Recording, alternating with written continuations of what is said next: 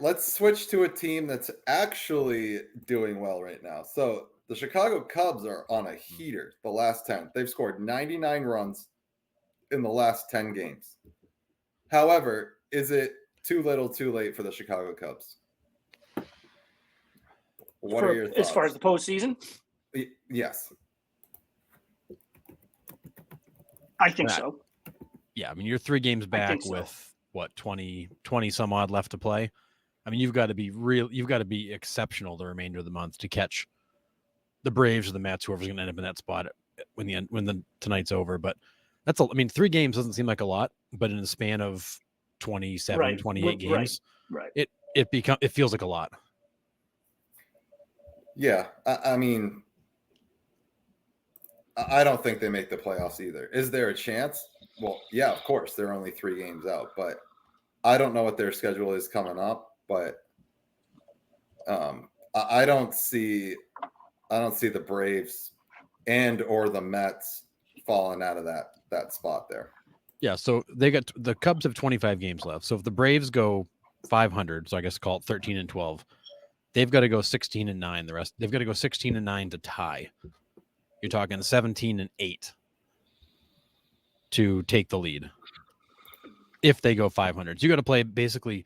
We said this last week too. You got to play basically 700 baseball the rest of the way through, and hope the teams ahead of you play 500 with help. Right. With help. Like it's a pretty daunting task right now. If the Braves play like they have and they win 15 of their next 25, you've got to win. You've got to go 19-6 the rest of the way. Like it's just a tie, so you got to go 20-5 to earn a playoff spot.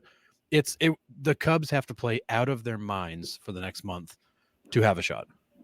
I mean, 9-1 in the last 10 definitely. Yeah, you got to do that in the right direction. And they're scoring runs. I mean, they're scoring runs. But baseball is the ultimate equalizer game. I mean, it's like you score 99 runs in the last 10 games. I mean, you're on a heater offensively. Those bats dry up just a little bit, and now you're not winning at a 70% clip. Yeah. It's just such a lot to ask in such a short period of time. It is. Yeah, it's a lot. It really is. Yeah. The margin for error for the Cubs right now is so small. I hope they continue to play baseball like this. I hope they do, because it's going to make it interesting, because that puts pressure on the Mets. It puts pressure on the Braves. It puts pressure on those teams ahead of them, rather than just like, we can coast to a 500, 13-13, 13-12, 12-12, whatever, on out. It puts pressure on them to win. So I hope it does, and I hope they all win. I hope it's chaos, but I just don't see it happening. I think it's a lot to ask. No, I'm with Sean. I'd love to see the Cubs do this, because really outside of the Mets, nobody's still in it. And this was the race that we thought was going to be really great in September.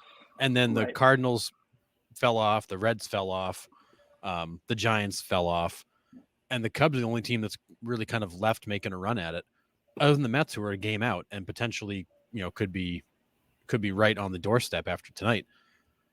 It'd be nice to have a second team in there, because right now this race that we thought was going to be so exciting to the end is not quite as exciting as we hope, because you really only have one team knocking on the door. Yeah. But you're asking the Cubs to basically play, 800, 850 baseball to get in the playoffs, which for a week you can do. For a month, that's hard. Yeah. Very hard. Speaking of races and stuff like that AL Central, like at the beginning of the year, who would have thought we would have had 3 potentially AL Central teams in the playoffs? None of us really saw that coming. I mean, did we expect the Royals to be a little bit better? Yes. Well, did we Harrison expect picked them to win the division, so give him credit there. Yeah. Yep. Yeah. I mean, I picked them in the playoffs, but I didn't expect them, to fight for the division here.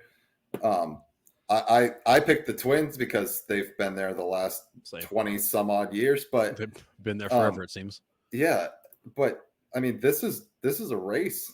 I mean, to get in, I mean, the Twins are 4 back from the Guardians. Royals have been a 5-game skid, so they're struggling a little bit right now. After say they've lost 6 in a row. Yeah, so kind of tough there. But I mean, wild card standings right now, you got the Guardians in, and you got the Twins and the Royals are in. So Yankees, Guardians, Astros are in the playoff spots right now, and you got the Orioles, Twins, and Royals in your wild card spot. I never would have thought we would have had those 3 teams in there for sure. Yeah, no.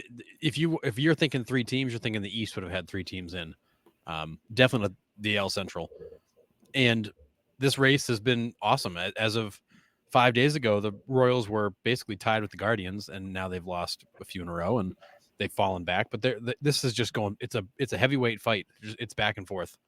Somebody gets hot for a week, closes some ground, they fall back. But these 3 teams play really good baseball. Unfortunately, the Royals are a little hurt right now, losing Pasquatch. That definitely leaves a hole in the lineup. They picked up guys like Tommy Pham and Gurriel, who are placeholders, but they're not Pasquantino. So you've got injuries at the wrong time. Better now than at the end of September when you go into the playoffs limping. But this is a really, really good race. AL East is a 2-horse race, no surprise there. AL Central is a 3-horse race. That's a bit of a surprise. And the AL West is what it's been. It's the Astros and everybody else. Yeah. And that's a division where, like, if there's a chance for 3 teams to come out of a division, like AL East is always, but Yep. you look at the Rangers' success last year, you got the Mariners that had some success last year, and then, the Astros, which I know that first month we were talking about, like what is wrong with the Astros? Preseason. But- It's preseason in April for Right. them. It, Like, it really is. It really is, because it's such a long season. That team is just too good, too seasoned, too experienced. Like, at no point at all in April or May did any of us be like, "Oh, Astros are in trouble." No, Right. week after week, we're like, Like- they're coming. Don't worry, they're going to be there. They're just too good. They're too good. And I'm sorry. What's their record, Nick? You had it earlier in the show. What was their record since like the end of April or end of? I don't beginning have of May or I don't have their record, but they're the best team in baseball. best since team. the Okay, end of all the right, okay. I mean, that number 1 doesn't surprise anybody. Number 2, the rest of the American League for 3 months has been shitting in their pants. No one wants to play that team in the postseason. No, they woke up. No That's one a wants scary to play team. that team. Yeah. So good.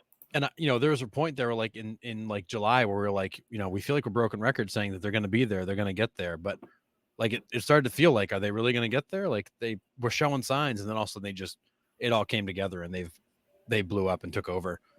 And the Mariners have fallen apart, proving that their Achilles heel, as we said it was the offense. They can't score runs.